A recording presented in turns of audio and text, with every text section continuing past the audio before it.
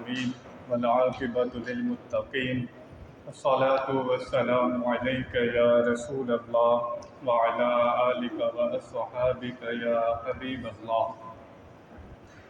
کل آپ نے یوسف علیہ السلام کا ذکر سنا کہ قافلے والے یوسف علیہ السلام کو لے کر مصر پہنچے، تو جب مصر پہنچے تو مصر میں جب بولی لگی تو وہاں پر رش لگ گیا خریدنے والوں کا۔ اتنا خوبصورت بچہ انہوں نے کبھی دیکھا نہیں تھا۔ عزیز مصر جو وزیر اعظم تھا مصر کا، وہ بھی آیا وہاں پر دیکھنے کے لیے۔ جب اس نے دیکھا اتنا پیارا بچہ تو وزیر اعظم نے کہا کہ یہ بچہ تو ہم خریدیں گے۔ اپنی بیوی زلیخا سے کہنے لگا اس بچے کو ہم گھر لے جائیں گے، اس کو عزت کے ساتھ رکھیں گے، یہ ہمیں نفع دے گا۔ اللہ تعالیٰ قرآن میں فرماتا ہے کہ ہم نے یوسف علیہ السلام کو وہاں پر رہنے کا ٹھکانہ دیا، وزیر اعظم کے گھر میں۔ یہ اللہ تعالیٰ کی شان ہے۔ یوسف علیہ السلام وزیر اعظم کے گھر میں پرورش پانے لگے۔ جب آپ جوانی پر پہنچے تو اللہ فرماتا ہے ہم نے یوسف علیہ السلام کو علم اور حکم عطا کیا، خوابوں کی تعبیر کا علم دیا اور حکم دیا۔ یہ اللہ تعالیٰ اپنے نبیوں کو عطا فرماتا ہے، آرڈر کرنے کی طاقت، حکم کی طاقت۔ نبی کے منہ سے جو نکل جاتا ہے پھر ویسا ہی ہو جاتا ہے۔ جب یوسف علیہ السلام جوانی پر پہنچے، چہرے پر نقاب لگاتے تھے، اتنے خوبصورت تھے، جو دیکھتا تھا وہ دیکھتا ہی رہ جاتا تھا۔ میرے نبی کریم صلی اللہ تعالی علیہ وسلم کے حسن میں سے یوسف علیہ السلام کو حصہ ملا تھا۔ حضرت عائشہ صدیقہ سورہ یوسف کی تلاوت کر رہی تھی، اچانک خیال آیا کہ یوسف علیہ السلام کتنے خوبصورت تھے۔ نبی کریم صلی اللہ تعالی علیہ وسلم نے آپ کے چہرے کے آگے جو پردے تھے، اللہ تعالیٰ نے اپنی غیرت کی وجہ سے نبی کریم صلی اللہ علیہ وسلم کا حسن لوگوں سے چھپایا ہوا تھا۔ آپ نے تھوڑا سا ظاہر کیا، حضرت عائشہ صدیقہ تاب نہیں لا سکی، آپ نے تھوڑا سا حسن ظاہر کیا۔ تو جب آپ جوانی پر پہنچے تو حضرت زلیخا دیکھا کرتی تھی یوسف علیہ السلام کی، عاشق ہو گئی، دیوانی ہو گئی۔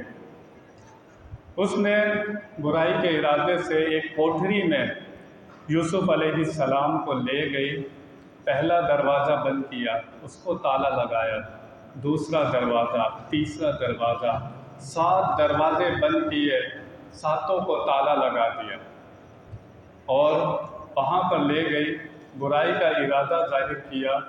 حضرت یوسف علیہ السلام نے فرمایا معاذ اللہ، اللہ کی پناہ، عزیز مصر نے مجھ پر اتنی مہربانی کی ہے، مجھے گھر میں رکھا ہے، میں اس میں ہی خیانت کروں، ایسا کیسے ہو سکتا ہے؟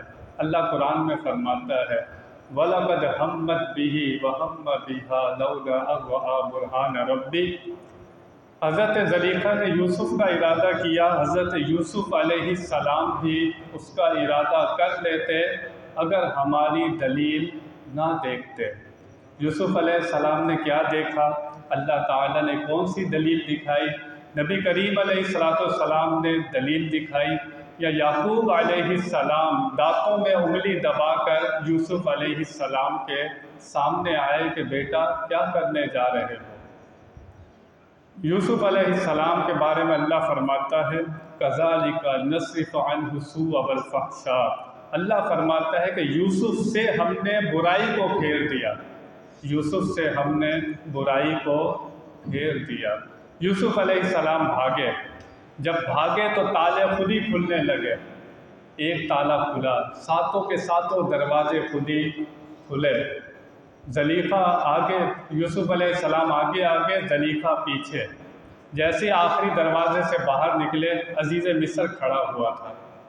جب وہاں پر اس کا شوہر کھڑا تھا، اس نے الزام یوسف علیہ السلام پر لگا دیا کہ دیکھو آپ کے گھر میں انہوں نے خیانت کی ہے، لیکن اللہ کا کرنا، وہاں پر جھولے میں 4 مہینے کا بچہ جو زلیخا کے ماموں کا تھا، وہ پالنے میں تھا، وہ بول پڑا۔ اس نے کہا کہ قمیص دیکھو، اگر قمیص آگے سے پھٹی ہے تو زلیخا سچی، اگر قمیص پیچھے سے پھٹی ہے تو یوسف علیہ السلام سچے ہیں، اور قمیص پیچھے سے پھٹی ہوئی تھی۔ عزیز مصر نے دیکھا تو عزیز مصر سارا معاملہ سمجھ گیا کہ غلطی میری بیوی کی ہے۔ اس نے یوسف علیہ السلام سے کہا کہ آپ درگزر کریں، معاملے کو اٹھائیں نہیں زیادہ، بات جو ہے پھیلنی نہیں چاہیے، اور اپنی بیوی سے کہا کہ تو توبہ استغفار کر۔ لیکن بات چھپی نہیں، بات مشہور ہو گئی۔ زلیخا کی سہیلیاں طعنہ دینے لگی کہ عزیز مصر کی وزیر اعظم کی بیوی ہو کر ایک غلام پر عاشق ہو گئی۔ جب طعنہ اس کے کانوں پر پڑا، وہ یوسف علیہ السلام کے پاس آئی، کہنے لگی آپ نے کبھی میری بات نہیں مانی، ایک بات مان لیں کہ نقاب ہٹا کر میری سہیلیوں کے سامنے سے ایک مرتبہ گزر جائیں۔ یوسف علیہ السلام نے فرمایا اچھا، ہم اللہ سے پوچھیں گے۔ اللہ تعالیٰ نے اجازت دی۔ اس نے اپنے سہیلیوں کے ہاتھ میں کچھ پھل دیے اور چھریاں دے دی۔ یوسف علیہ السلام سامنے سے گزرے، قلنا حاشا للہ ما ھذا بشرا، دیکھتی رہی، دیکھی، گم ہو گئی، کہنے لگی یہ تو بشر ہی نہیں ہے، یہ کوئی فرشتہ ہے۔ پھل کاٹنے کے بجائے اپنی انگلیاں کاٹ لیں، اتنا حسن میں گم ہو گئی کہ اپنی انگلیوں کا خیال بھی نہیں رہا۔ زلیخا کہنے لگی دیکھا تم کہا کرتی تھی، طعنے دیتی تھی، برداشت کر سکی یوسف کو؟ اگر یوسف نے میری بات نہیں مانی تو میں اس کو قید خانے میں ڈلوا دوں گی۔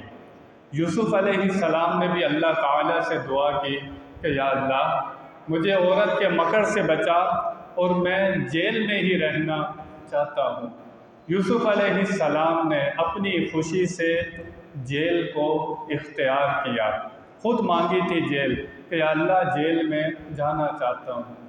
یہ جیل کاٹنا، اب پوری تاریخ دیکھیں، کتنے اللہ والے ہیں، نبیوں نے بھی بے گناہ جیل کاٹی، کوئی جرم نہیں کیا تھا۔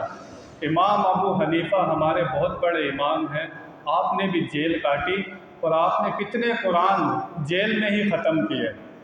کیوں کاٹی تھی جیل؟ خالی امام ابو حنیفہ نہیں، اور بھی بہت سے امام ہیں، بادشاہ کی بات نہیں مانتے تھے۔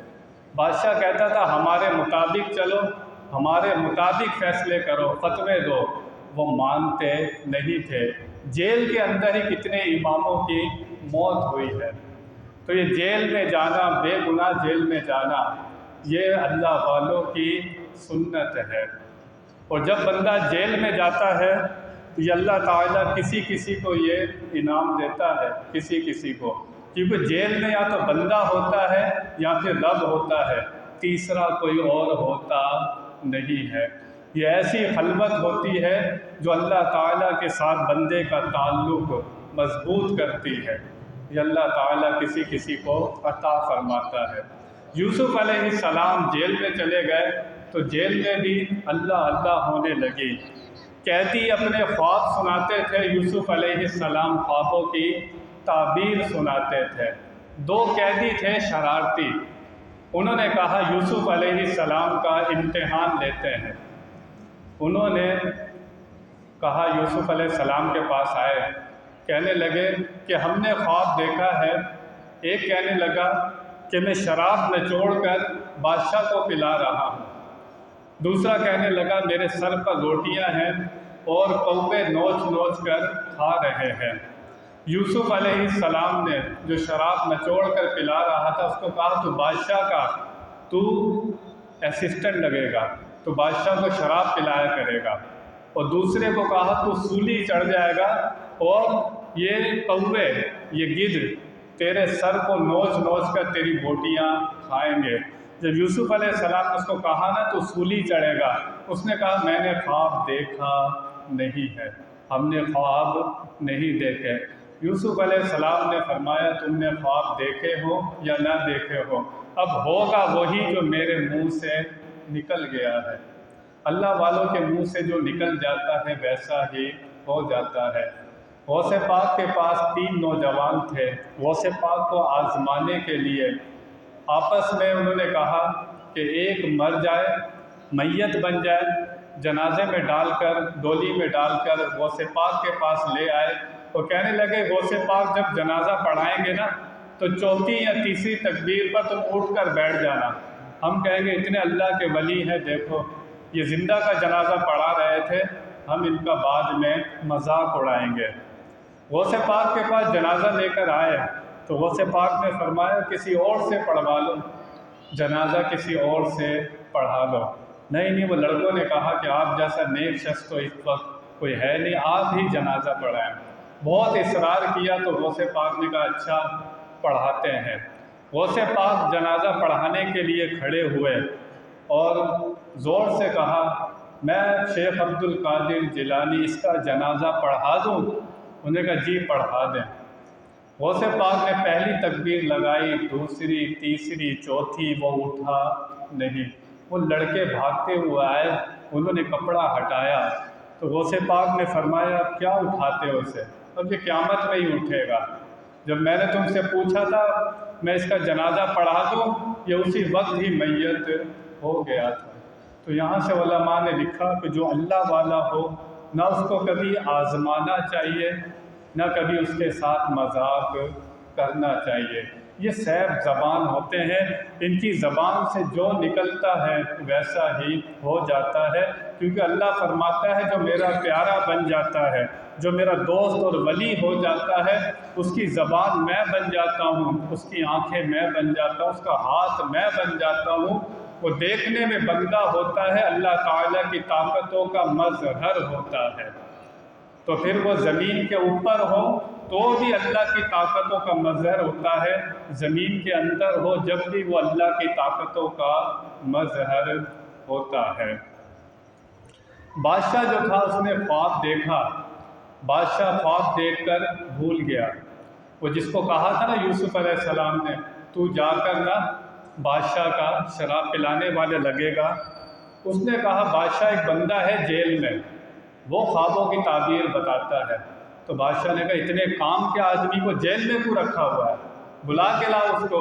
یوسف علیہ السلام کو بلایا، بادشاہ نے خواب دیکھا تھا، خواب بھی بھول گیا تھا، تو یوسف علیہ السلام نے خواب بھی بتایا اور خواب کی تعبیر بھی بتائی کہ 7 سال ایسے ہوں گے کہ بڑا غلہ ہوگا، اناج ہوگا، بہت سبزہ اگے گا، لیکن اگلے 7 سال قحط کے ہوں گے۔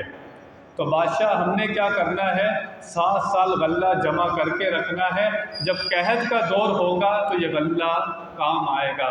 بادشاہ نے کہا یہ کام کون کرے گا؟ یوسف علیہ السلام نے کہا میں کروں گا۔